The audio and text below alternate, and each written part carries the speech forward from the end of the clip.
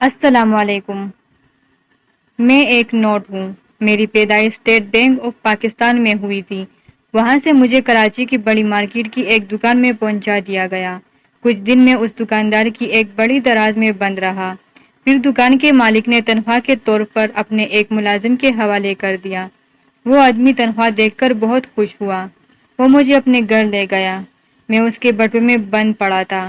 صبح ہوئی، اس آدمی نے اپنے بچے کو اسکول جاتے ہوئے پیسے دیے۔ وہ بچہ نیا نوٹ دیکھ کر بہت خوش ہوا اور مجھے اسکول لے گیا۔ کھیلتے ہوئے میں اس کی جیب سے نکل کر اسکول کے باغیچے میں پھولوں کی کیاروں کے پاس گر گیا۔ وہ بچہ بڑا پریشان ہوا۔ اس نے مجھے بہت ڈھونڈا لیکن میں اسے نہیں ملا۔ آخر اسمبلی کا وقت ہو گیا۔ وہ اندر چلا گیا۔ تفریح کے وقت وہ بچہ پریشان اداس کیاروں کے پاس بیٹھا تھا۔ اس کی نظر مجھ پر پڑی۔ وہ بہت خوش ہوا۔ اس نے مجھے اٹھا کر کینٹین والے سے چیز لے کر کھا لی۔ کینٹین والے نے اپنے گھی تیل والے ہاتھوں سے اٹھا کر مجھے ڈبے میں ڈال دیا۔ مجھ پر چکنائی کے داغ لگ گئے۔ مجھے بہت برا لگا۔ کینٹین والے نے مجھے دے کر سبزی لے لی۔ سبزی والے نے مجھے اپنی بیوی کو دے دیا۔ وہ اس وقت سالن بنا رہی تھی۔ مجھ پر شوربہ لگ گیا۔ اب میں بہت گندا لگ رہا تھا۔ سبزی والے کے 2 چھوٹے بچے تھے۔ سبزی والے کی بیوی نے مجھے اپنے بڑے بیٹے کو دے دیا۔ وہ مجھے دیکھ کر بہت خوش ہوا لیکن چھوٹا بیٹا یہ دیکھ کر رونے لگا۔ وہ بڑے بھائی سے جھگڑا کرنے لگا اور اس سے مجھ کو چھیننے لگا۔ اس کھینچا تانی میں درمیان میں پٹ گیا۔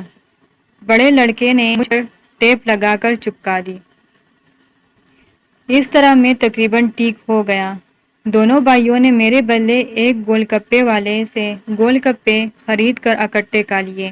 گول گپے والے نے میرے کچھ اور ساتھیوں کو میرے ساتھ ملا کر گوشت کی دکان سے گوشت خرید لیا۔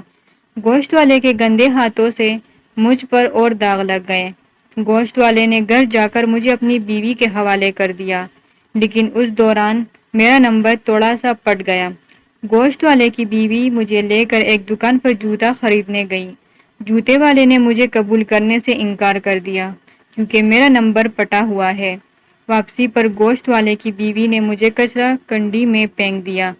اب میں بہت بوڑھا، گندا اور میلا ہو گیا ہوں۔ میرا جسم زخموں سے چور چور ہے۔ میں چاہتا ہوں کہ کوئی مجھے اٹھا لے کیونکہ مجھ پر قائد اعظم کی تصویر بنی ہوئی ہے جو کہ ملک کے بانی ہے۔ مجھے قائد اعظم کی بے حرمتی منظور نہیں ہے۔